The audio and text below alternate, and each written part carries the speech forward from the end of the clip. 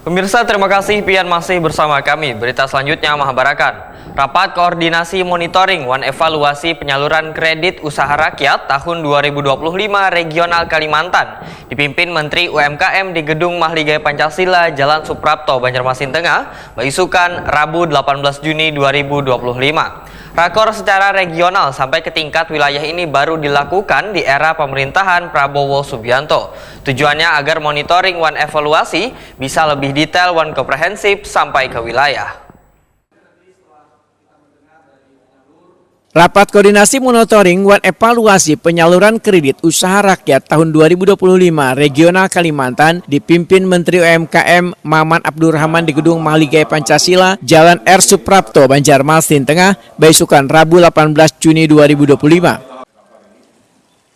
Rakor ini dihadiri pula Gubernur Kalimantan Selatan Haji Muhyiddin, diwakili PLT Asisten Perekonomian dan Pembangunan Setdaprop Isharwanto, dan Kepala Dinas Koperasi dan UMKM Kalimantan Selatan Gustian Nuar Norrifai, Wali Kota Banjarmasin Muhammad Yamin, serta 14 bank penyalur KUR dari wilayah Kalimantan Barat, Kalimantan Selatan, Kalimantan Timur, Kalimantan Tengah, dan Kalimantan Utara. Turut hadir pula perwakilan dari Jamkrindo, Askrindo, Otoritas Jasa Keuangan, Kementerian Perekonomian, Pusat Pelaporan dan Analisis Transaksi Keuangan, serta bank-bank daerah, Nengkai Bank Kasel, Bank Kaltimtara, Bank Kalbar, dan Bank Kalteng. Menteri UMKM Maman Abdurrahman takuni usai rapat memadahkan rapat koordinasi monitoring dan evaluasi terkait implementasi dari program KUR nang total pelaponnya sekitar 300 triliun rupiah. Kredit ini diberikan tugas kepada 40-an bank penyalur dan sudah dilakukan rapat regional. Rakor secara regional sampai ke tingkat wilayah ini baru dilakukan di era pemerintahan Prabowo Subianto. Tujuannya agar monitoring dan evaluasi bisa lebih detail dan komprehensif sampai ke wilayah, sehingga isu-isu dan tantangan lainnya dapat diketahui dari bank penyalur yang ada di wilayahnya masing-masing.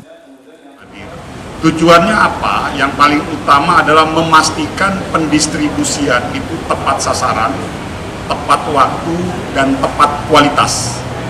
Artinya semangatnya di situ. Jadi kita sadar sekali bahwa target kurang lebih 300 triliun plafon itu harus terpenuhi. Namun selain target kuantitas jumlah 300 triliun, kita juga berharap ada peningkatan kualitas dalam pendistribusian. Apa itu maksudnya peningkatan kualitas dalam pendistribusian? Kita melihat ukurannya adalah bagaimana bisa tepat sasaran. Artinya apa maksudnya tepat sasaran? Bahwa pihak-pihak yang mendapatkan program ini sesuai dengan kompetensi, kebutuhan, dan orang-orangnya. Lalu tepat waktu adalah bahwa proses pendistribusian, penyaluran itu tidak memakan waktu yang berbelit-belit dan lain sebagainya. Dan yang terakhir adalah terkait kualitas.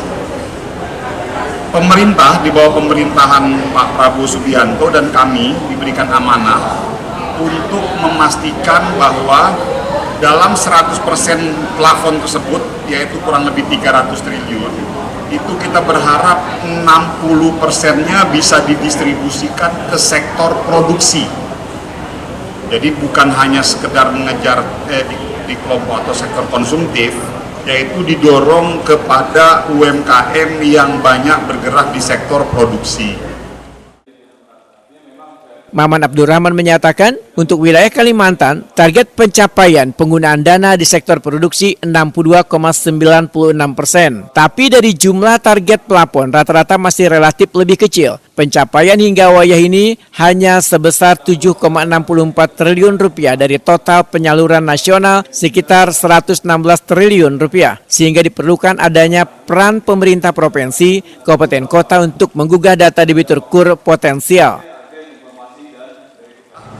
Jadi dari total plafon 300 triliun, pencapaian nasional kita hari ini ada di 116 triliun. Pencapaian di wilayah Kalimantan itu 7,6 triliun. Artinya kalau dilihat dari persentase dibandingkan dengan wilayah-wilayah lainnya, Kalimantan ini masih relatif kecil. Makanya tadi kita dorong agar semua bank-bank penyalur, dinas provinsi, dan kepala-kepala daerah beserta dengan seluruh stakeholder untuk lebih agresif, untuk lebih proaktif di dalam mendorong peningkatan partisipasi bagi para UMKM yang bisa menikmati program KUR ini. Kepala Dinas Koperasi UMKM Kalimantan Selatan Gusti Yanuar Nur Rifai menyatakan kendala masih relatif kecilnya jumlah debitur di Banua ini lantaran proyek-proyek nang besar masih belum berjalan optimal dikarenakan SKPD masih ada sebagian nang kosong. Saya rasa kendalanya tidak ada masalah karena mungkin ada proyek-proyek yang besar itu belum dijalankan karena SKPD masih banyak yang kosong sehingga PBD-nya masih belum dijalankan.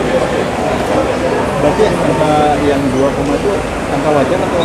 Wajar Pak, karena sudah di posisi 38 di posisi bulan Juni pertengahan. Tahun lalu di 2024 ditargetkan 5,16, kita terrealisasi 5,38 triliun, jadi 104%. Nah mudah-mudahan ini KASA juga kita dorong terus untuk tercapai targetnya. Tapi secara regional tadi masih kecil Pak ya kalau Masih kecil, regional. ya. Tapi kalau untuk KASA saya rasa sudah tinggi gitu. Oh, siap. Direktur Utama Bank Kasel Fahrudin menyatakan Bank Kasel menargetkan 1 triliun rupiah atau baru tercapai sekitar 180 miliar rupiah sehingga diarahkan oleh Menteri UMKM RI Maman Abdurrahman untuk melakukan perbaikan sistem. Jadi alhamdulillah memang kita masih di bawah target yang sudah kita tetapkan. Target itu sebenarnya 1 triliun lalu realisasi sekitar 180 miliar. Nah ini memang sebagaimana arahan Pak Menteri tadi, kita lagi melakukan penyiapan struktur organisasi, perbaikan sistem, dan arahan beliau tadi bagian dari keuntungan penyaluran KUR ini dikembalikan untuk perbaikan sistem.